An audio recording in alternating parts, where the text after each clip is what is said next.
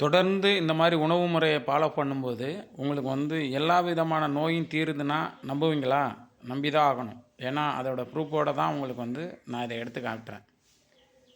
Maximum கரெக்டான உடற்பயிற்சி, அதுக்கப்புறம் உணவு முறை மாற்றத்தை கொண்டு வந்தீங்கன்னா எல்லா நோயிலிருந்தும் விடுதலை அடையலாம். ஸோ அதுக்கு உதாரணமாக நானே தான்.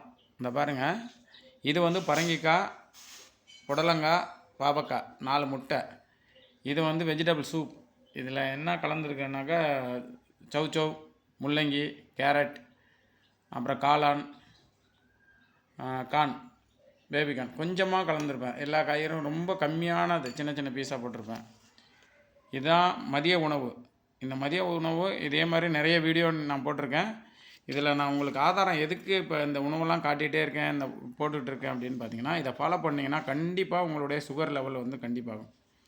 என்னுடைய சுகர் வந்து HbA1c லெவல் வந்து எப்படி இருந்திருக்கு பாருங்கள். 3 மந்த்ஸ் முன்னாடி 10.1, 3 மாதம் ஆவரேஜ் வந்து 256, 10.1. நான் ஏற்கனவே கம்மியாக இருந்தது.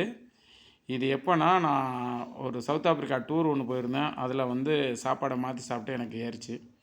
ஸோ அந்த 1 மந்த்லேயே எனக்கு வந்து ஏறினதை வந்து நான் இப்போ அந்த 3 மந்த்ஸில் கம்மி பண்ணியிருக்கேன். 10.1.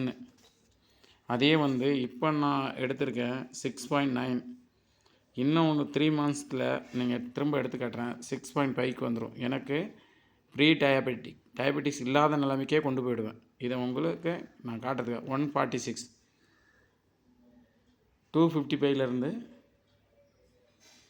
145க்கு வந்திருக்கு.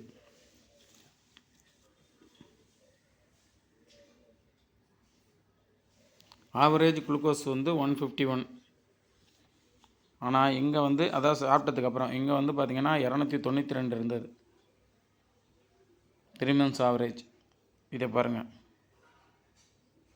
10.1 தெளிவாக இருக்குது. ஸோ இதில் 6.9. இதை கண்டினியூவாக நீங்கள் ஃபாலோ பண்ணிங்கன்னா இந்த உணவு முறையை கண்டிப்பாக வந்து உங்களுக்கு என்னுடைய உணவு முறை மூலமாக நான் காமிச்சது தான், நான் ஃபாலோ பண்ணது. இது வந்து கரெக்டாக நீங்கள் டெஸ்ட்டு எடுத்துக்கிறணும். ப்ளட் டெஸ்ட்டு அப்பப்போ எடுத்துக்கிட்டே இருந்தோன்னா டெய்லி ஒவ்வொரு உணவுலையும் சாப்பிடும்போது வாட்ச் பண்ணணும். இந்த மாதிரி தொடர்ந்து வாட்ச் பண்ணிட்டே இருந்தீங்கன்னா உங்களுடைய சுகர் வந்து படிப்படியாக கம்மியாகிடும். அது கூட நல்ல ஆரோக்கியமான ஜூஸ் எடுத்துக்கணும். அதாவது லெமன், நெல்லிக்காய் இந்த மாதிரி கூட ஒரு 11 மணி 4 மணிக்கு கொஞ்சம் பசிச்சுன்னா சுண்டல் இப்படி எடுத்துக்கணும்.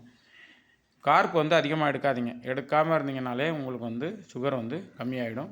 இதுக்கு நான் தான் உதாரணம். கண்டிப்பாக கம்மியாகும். ஆனால் நீங்கள் டெஸ்ட் பண்ணிக்கிறோம். உங்களுடைய உடம்புக்கு தகுந்த மாதிரி உணவு முறையை கொஞ்சம் சேஞ்ச் பண்ணிக்கிறங்க. எடுத்தீங்கன்னா கண்டிப்பாக உணவு முறையில் நோய்களை குணப்படுத்தலாம். இதை புரிஞ்சுக்கிட்டு நீங்கள் செயல்படுத்தினீங்கன்னா கரெக்டாக எல்லாமே சரியாகும்.